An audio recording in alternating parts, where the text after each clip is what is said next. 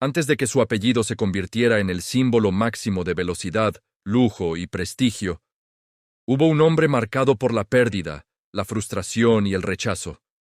Esta no es solo la historia de una marca roja, es la historia de una obsesión, de alguien que no quería fabricar autos, quería vencer al mundo en las pistas. Quédate hasta el final, porque lo que comenzó como un sueño roto, terminó creando una de las leyendas más poderosas de la historia del automovilismo. Si te apasionan las historias reales de personas que transformaron el fracaso en grandeza, suscríbete a este canal. Aquí contamos el origen de los imperios. Enzo Ferrari nació en una Italia muy distinta a la que el mundo conocería después. Una Italia marcada por la escasez, el trabajo duro y el ruido constante de las fábricas. Desde pequeño su vida estuvo rodeada de hierro, grasa y motores. Su padre trabajaba con metal. El sonido de las herramientas no era molestia, era paisaje. Pero hubo un momento que lo cambió todo. Siendo apenas un niño, Enzo asistió a una carrera de automóviles. No entendía del todo lo que veía, pero algo se encendió en su interior. Los motores rugiendo, la velocidad, la tensión. Ese día, no decidió ser ingeniero. No decidió ser empresario. Decidió algo más peligroso. Quería ganar. La infancia de Enzo no fue fácil. Italia atravesaba tiempos duros. La enfermedad y la guerra golpeaban sin aviso. En pocos años, perdió a su padre y a su hermano. Demasiado pronto. Demasiado rápido. La adolescencia lo encontró solo, sin guía y sin recursos, pero con una obsesión intacta. Enzo soñaba con correr, no con fabricar autos, con estar dentro de ellos. Entró al mundo del automovilismo desde abajo, como mecánico, como aprendiz, como alguien que observaba más de lo que hablaba. Nada fue inmediato, fue rechazado, ignorado, subestimado. No tenía estudios formales, no tenía dinero, no tenía contactos. Solo tenía una idea fija. El automóvil no era un producto, era una extensión del alma. Italia empezaba a reconstruirse lentamente, y el automovilismo crecía como símbolo de modernidad. Enzo encontró trabajo como piloto, luego como gestor, luego como algo más difícil de definir. No era el más rápido, no era el más técnico, pero veía lo que otros no. Entendía que la victoria no dependía solo del auto, sino del espíritu que lo empujaba. Sin embargo, el sistema no estaba diseñado para soñadores obstinados. Las oportunidades eran pocas, las decisiones crueles. Y Enzo estaba a punto de descubrir que su mayor batalla no sería en la pista, sino contra quienes decían creer en él, porque el siguiente capítulo marcaría la herida que definiría toda su vida. Enzo Ferrari no soñaba con fábricas, soñaba con carreras. Durante sus primeros años en el automovilismo, su lugar estuvo más cerca del volante que de los escritorios. Italia comenzaba a redescubrir la velocidad como símbolo de progreso, y las competencias se convertían en eventos que paralizaban ciudades enteras. Enzo corría con determinación, pero también con una realidad clara. No era el piloto más brillante de su generación. Había otros más rápidos, más audaces, más naturales, y Enzo lo sabía. Pero mientras otros se concentraban solo en ganar la carrera del día, él observaba el conjunto, el comportamiento del auto, la reacción del motor, el desgaste de cada pieza. La pista era su aula. Pronto entendió algo fundamental. Su verdadero talento no estaba solo en conducir, sino en comprender. Ese entendimiento lo llevó a un nuevo rol dentro del automovilismo. Uno menos visible, pero mucho más influyente. Comenzó a dirigir, a organizar, a tomar decisiones, y fue ahí donde su nombre llegó a oídos de una de las marcas más importantes de Italia, Alfa Romeo. Entrar a Alfa Romeo fue, para Enzo, una mezcla de orgullo y oportunidad. Era el lugar donde los autos italianos competían contra el mundo. Allí encontró recursos, ingenieros, estructura, pero también límites. Durante años, trabajó incansablemente para la marca. Construyó equipos, formó pilotos, llevó autos a la victoria. Pero su carácter no era fácil. Enzo no obedecía sin cuestionar. No aceptaba decisiones mediocres, No soportaba perder. Y ese temperamento comenzó a incomodar. Las tensiones crecieron. Las diferencias se volvieron personales. Hasta que llegó el momento que lo cambiaría todo. Enzo Ferrari fue apartado. No con aplausos, no con reconocimiento, con frialdad. Se le prohibió usar su propio apellido en cualquier proyecto relacionado con automóviles durante varios años. Fue una humillación silenciosa. Un golpe directo a su identidad. Para muchos, ese habría sido el final. Pero para Enzo, fue el inicio de algo más oscuro, algo más ambicioso, algo que no buscaba aprobación, sino revancha. Mientras Italia seguía avanzando, Enzo Ferrari se quedó a solas con una idea que empezaba a tomar forma. Una idea peligrosa, una idea que no necesitaba permiso, y una pregunta que comenzaba a obsesionarlo noche tras noche. ¿Y si no necesitaba a nadie para ganar? Enzo Ferrari estaba solo, sin respaldo de una gran marca, sin permisos, sin el derecho siquiera de usar su propio apellido. Pero no estaba vacío. Tenía experiencia, tenía obsesión, y tenía una herida abierta que no cicatrizaba. Al no poder fabricar autos con su nombre, tomó una decisión estratégica. Fundó una escudería, no una marca, no una fábrica, una estructura dedicada a competir. La llamó Scuderia Ferrari. Un espacio donde podía organizar equipos, preparar autos y volver a estar cerca de las pistas. Aunque los vehículos no llevaran aún su apellido, el espíritu sí. La escudería creció rápido. Reunió pilotos talentosos, ingenieros apasionados, personas que compartían una misma idea: la victoria no era negociable. Durante esos años, Enzo se convirtió en algo más que un director. Se volvió un líder exigente, frío a veces, implacable casi siempre. No buscaba amistad, buscaba resultados. La escudería comenzó a ganar prestigio, carrera tras carrera, trofeo tras trofeo. Italia empezó a escuchar nuevamente el nombre Ferrari, aunque aún no estaba escrito en los autos. Pero el contexto no ayudaba. Europa se acercaba a un periodo oscuro. Las tensiones crecían, la guerra se sentía en el aire, los recursos escaseaban, las prioridades cambiaban, las pistas se vaciaron.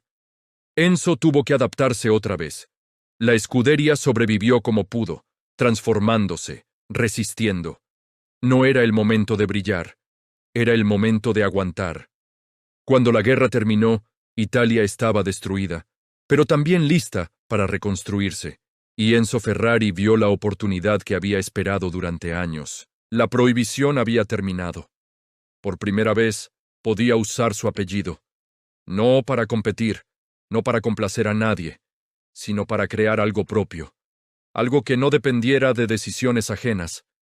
Pero fabricar un auto desde cero era una apuesta brutal. Dinero limitado, materiales escasos, un país entero intentando levantarse.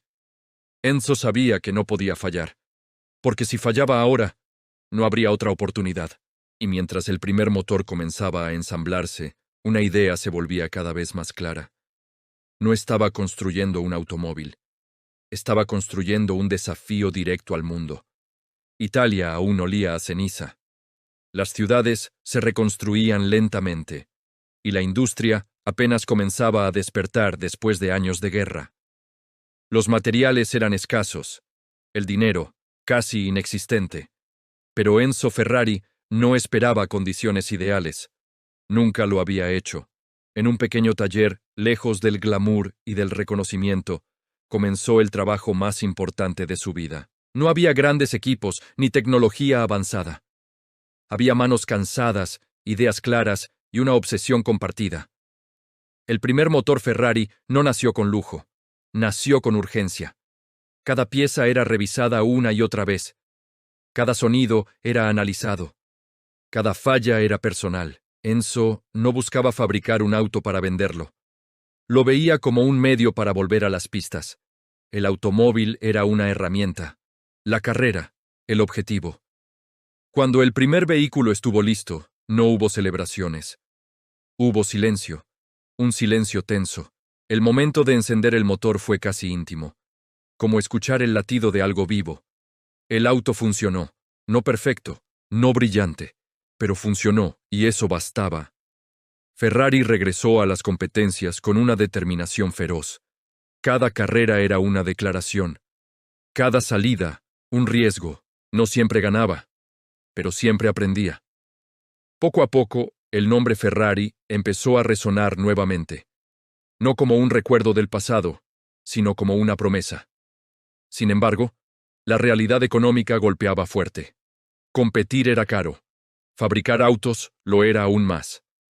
Para sostener el proyecto, Enzo tomó una decisión que definiría el ADN de la marca. Comenzó a vender automóviles de calle. No por ambición comercial, por necesidad. Los clientes no compraban solo un vehículo, compraban una parte de la obsesión. Autos incómodos, ruidosos, difíciles de conducir, pero únicos. Ferrari no diseñaba para complacer, diseñaba para sentir. La marca empezó a tomar forma. El color rojo se volvió identidad. La pista, su hogar natural. Pero el crecimiento traía nuevos desafíos. Más autos significaban más presión, más pilotos, más riesgo, más expectativas. Enzo Ferrari se dio cuenta de algo inquietante. Cada victoria elevaba la leyenda, pero cada derrota la hacía sangrar. Y en el mundo que estaba construyendo, no había espacio para la debilidad. Porque el siguiente paso no solo pondría a prueba sus máquinas, pondría a prueba su alma. Para Enzo Ferrari, competir no era una opción, era una necesidad. Las pistas se habían convertido en el centro de su universo. Cada carrera definía su estado de ánimo. Cada resultado marcaba el ritmo de la fábrica. Ferrari comenzó a ganar. No siempre, no fácilmente, pero lo suficiente para que su nombre dejara de ser ignorado. Las victorias llegaron acompañadas de atención internacional. Periodistas, inversionistas, pilotos que querían vestir el rojo. La escudería crecía, y con ella la presión. Enzo exigía perfección absoluta. No toleraba errores, no aceptaba excusas. Los pilotos eran héroes mientras ganaban, irreemplazables cuando fallaban. Ese estilo duro generó resultados, pero también dejó cicatrices. El automovilismo de aquella época era peligroso. Extremadamente peligroso. Los autos eran rápidos, pero frágiles. La seguridad era mínima. El riesgo constante. Ferrari ganó carreras memorables, pero también comenzó a perder algo más valioso. La muerte se volvió una presencia frecuente. Pilotos jóvenes, promesas, hombres que compartían la obsesión por la velocidad. Cada pérdida era un golpe silencioso. Enzo no hablaba del dolor, lo enterraba bajo trabajo, pero el peso se acumulaba. En el fondo, entendía que cada victoria tenía un precio, y que ese precio no siempre se pagaba con dinero. Mientras tanto, los autos de calle comenzaban a ganar prestigio. Ferrari se convertía en sinónimo de exclusividad. No eran vehículos para todos, eran máquinas exigentes, hechas para quienes aceptaban el desafío. La marca crecía en fama, pero también en controversia. Algunos admiraban su pureza, otros criticaban su frialdad. Enzo Ferrari no respondía. No explicaba, no justificaba. Seguía adelante. Pero la acumulación de pérdidas empezó a cambiarlo. El hombre obsesionado con ganar comenzaba a entender el costo humano de su imperio. Y aunque nunca lo admitiría en voz alta, una pregunta comenzó a rondarlo. ¿Valía la pena ganar si el precio era tan alto? La respuesta no era simple, y las decisiones que vendrían harían esa pregunta aún más dolorosa. Ferrari ya no luchaba solo en las pistas. Ahora tenía un rival. Uno distinto. Uno silencioso. Uno que no venía del mundo de las carreras. Ferruccio Lamborghini. Mientras Enzo Ferrari defendía la pista como territorio sagrado, Lamborghini observaba desde otro ángulo. No buscaba trofeos, buscaba perfección mecánica para la calle. El conflicto comenzó con un desacuerdo técnico, una crítica. Un comentario que Enzo consideró una afrenta. Para Ferrari, el automóvil de calle era un medio. Para Lamborghini, era el fin. Ese choque de visiones encendió una rivalidad histórica. Lamborghini decidió crear su propio automóvil deportivo. uno que no necesitara pista para demostrar grandeza. Ferrari no respondió públicamente. Nunca lo hacía, pero internamente el golpe fue fuerte. Por primera vez, alguien desafiaba su autoridad fuera del circuito. La competencia obligó a Ferrari a mirar hacia un territorio que siempre había despreciado: el lujo. Los clientes cambiaban, las expectativas también. El mundo ya no pedía solo velocidad, pedía comodidad, prestigio, imagen. Enzo resistía. No quería que Ferrari se convirtiera en una marca complaciente. Pero la realidad económica presionaba. Mantener la escudería era cada vez más costoso.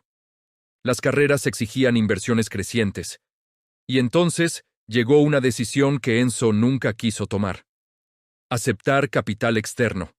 La entrada de nuevos socios significó estabilidad financiera, pero también pérdida de control. Ferrari seguía siendo Ferrari, pero ya no era solo suyo. Ese cambio marcó un quiebre silencioso. Enzo se volvió más distante, más reservado, más obsesivo. El hombre que había construido todo desde la nada comenzaba a sentir que su creación ya no le pertenecía del todo.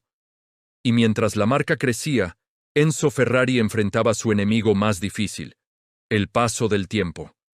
La velocidad seguía siendo su obsesión, pero el mundo avanzaba más rápido de lo que esperaba. Con los años, Ferrari dejó de ser solo una escudería. Se convirtió en un símbolo, un emblema de excelencia, velocidad y carácter italiano. Un objeto de deseo en todo el mundo. Pero para Enzo Ferrari, el éxito nunca fue descanso. Cada logro traía nuevas exigencias. Cada victoria, una presión mayor. El automovilismo había cambiado. Las regulaciones se endurecían. La tecnología avanzaba. La seguridad se volvía una prioridad. Ferrari debía adaptarse, aunque hacerlo significara renunciar a parte de su esencia. Enzo observaba con desconfianza. Para él, el riesgo formaba parte del alma de las carreras. Domesticar la velocidad era traicionar su espíritu. Pero las tragedias acumuladas ya no podían ignorarse. Las pérdidas del pasado pesaban. Los errores se volvían intolerables. Ferrari empezó a perder terreno en algunos campeonatos. La competencia se profesionalizaba a un ritmo implacable. La escudería necesitaba renovación. Más ingenieros. Nuevas ideas. Otro enfoque. Aceptar ese cambio fue uno de los mayores desafíos personales de Enzo, porque significaba ceder protagonismo, confiar en otros, delegar. Para alguien que había construido todo con obsesión absoluta, eso era casi imposible. Mientras tanto, la figura de Enzo Ferrari se transformaba en mito. Su imagen seria, sus gafas oscuras, su silencio. Pocos conocían realmente al hombre detrás del símbolo. Un hombre marcado por pérdidas, por decisiones difíciles, por una vida dedicada por completo a la velocidad. El tiempo avanzaba sin pedir permiso, y Enzo comenzaba a sentir algo que siempre había evitado: la fragilidad. Ferrari seguiría existiendo, eso era seguro. Pero la pregunta ya no era si la marca sobreviviría, sino qué quedaría de su espíritu original, porque construir un imperio es difícil. Pero soltarlo puede ser aún más doloroso. El paso del tiempo no se anunciaba. Simplemente llegaba. Enzo Ferrari ya no era el hombre incansable de antes. Su presencia en los circuitos se volvió menos frecuente, pero su sombra seguía siendo inmensa. Cada decisión importante aún parecía necesitar su aprobación. Cada cambio debía pasar por su mirada crítica. Pero el mundo avanzaba más rápido que él. La Fórmula 1 entraba en una nueva era. La tecnología dominaba las pistas. Los equipos se convertían en estructuras complejas, casi corporativas. Ferrari ya no podía depender solo del genio individual. Y Enzo lo sabía. Aunque le costara aceptarlo, comenzó a preparar el terreno para un futuro sin él. Delegó funciones. Permitió que nuevos líderes tomaran decisiones. Observó desde la distancia. No con tranquilidad, sino con vigilancia. Porque temía que, sin su mano firme, la esencia de Ferrari se diluyera. Fuera de los circuitos, su vida era silenciosa, rodeado de recuerdos, de fotografías en blanco y negro, de nombres que ya no estaban. Cada objeto parecía contar una historia de gloria y pérdida. Enzo hablaba poco, escuchaba más. La muerte, que siempre había rondado las pistas, ahora se sentía más cercana. Pero incluso en el ocaso, Ferrari no se permitió la nostalgia fácil. Seguía exigiendo, seguía esperando victorias, seguía creyendo que la perfección aún era posible. Porque para Enzo Ferrari, rendirse jamás fue una opción. La leyenda no se apagaba, solo aprendía a vivir en silencio. A esas alturas, Enzo Ferrari ya no caminaba junto a su creación. La observaba desde atrás. Ferrari era ahora un imperio, un símbolo mundial, un nombre que provocaba respeto incluso en silencio. Pero ese éxito tenía un precio. Enzo cargaba con el peso de haber creado algo más grande que él mismo. Cada nuevo ingeniero, cada director, cada piloto joven era una prueba de fuego. ¿Entenderían lo que significaba Ferrari? ¿O solo verían una marca y no un ideal? Enzo desconfiaba del éxito cómodo. Le temía más que al fracaso, porque sabía que la complacencia mata la grandeza. Por eso seguía siendo severo, exigente, inflexible. Aunque su cuerpo ya no respondía como antes, su mente seguía afilada. Analizaba informes, escuchaba carreras por radio, preguntaba por cada detalle. No quería controlar por poder, sino por miedo. Miedo a que Ferrari dejara de ser Ferrari. En lo personal, la soledad se había vuelto rutina. Laura había muerto años atrás. Alfredino seguía siendo una herida abierta que nunca cerró. Piero, su hijo, se convirtió poco a poco en su mayor esperanza. No solo como heredero, sino como guardián del espíritu Ferrari. Entre padre e hijo no sobraban palabras, pero sí entendimiento. Enzo sabía que el futuro ya no le pertenecía, y eso, para un hombre que jamás se dio el control, era la prueba más dura de todas. Mientras el mundo celebraba a Ferrari como mito, Enzo Ferrari enfrentaba su batalla final: aceptar que las leyendas también deben soltar. Enzo Ferrari ya no hablaba mucho. Observaba, escuchaba, recordaba. A sus casi 90 años, el mundo lo veía como un monumento viviente, el creador de una de las marcas más admiradas de la historia, el hombre que convirtió la velocidad en religión. Pero Enzo nunca se sintió una leyenda. Se sentía, ante todo, un sobreviviente. Había sobrevivido a la pobreza, a la guerra, a la traición, al fracaso y a la pérdida más cruel que puede conocer un padre. Todo lo que Ferrari era había nacido del dolor. Cada automóvil llevaba algo de su carácter: orgullo, elegancia, agresividad y obsesión por la perfección. No eran simples máquinas, eran declaraciones. En sus últimos años, Enzo pasó largas horas en Maranello mirando fábricas que alguna vez fueron solo un sueño imposible. Sabía que su tiempo se agotaba, y por primera vez no luchó contra eso. Había preparado el camino, había dejado principios claros. Ferrari nunca sería solo un negocio, nunca competiría por comodidad, nunca olvidaría que la pista es el juez final. El 14 de agosto de 1988, Enzo Ferrari murió en silencio. Sin cámaras, sin homenajes públicos, como vivió. Pero el mundo se detuvo. Pocas semanas después, Ferrari ganó el Gran Premio de Italia en Monza. 2 autos rojos cruzando la meta primero y segundo. Un último saludo, un tributo que ningún discurso podía superar. Hoy, Enzo Ferrari no está enterrado en una tumba común. Vive en cada rugido de un motor, en cada piloto que arriesga todo por una décima de segundo, en cada persona que sueña con ir más rápido, sin pedir permiso. Porque algunas personas no mueren, se transforman en leyenda. Y si esta historia te inspiró, si crees que los sueños imposibles se construyen con sacrificio, pasión y obsesión, suscríbete al canal, dale like al video y acompáñanos en más historias donde la ambición cambió al mundo. Esto fue la historia de Enzo Ferrari, el hombre, el mito, la eternidad.